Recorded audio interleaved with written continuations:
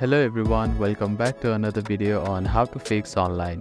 In today's video, I am going to show you how to fix login problems with Royal Bank. If you are having trouble logging into your bank account, here are some fixes you can try.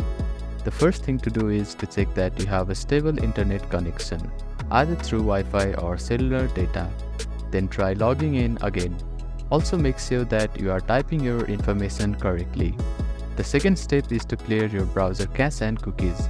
Sometimes stored data in your browser can cause login issues. To do this, open your browser and click on the three dots at the bottom right corner. Then find the History button. After clicking on the History button, you can find the Delete Browsing Data button. Click on it, then select the time range as all time. Now, click on Delete Browsing Data and confirm it once again. After that, your browser cache and cookies will be cleared. Then simply try logging in again. You can also try updating your browser. Open your App Store or Play Store and search for your browser. Check if there are any updates available for your application. You will see an update button. Tap on it to download the latest version of it. If the issue still persists, try accessing the login page using a different web browser or device. I hope these fixes help you to get logged into your bank account.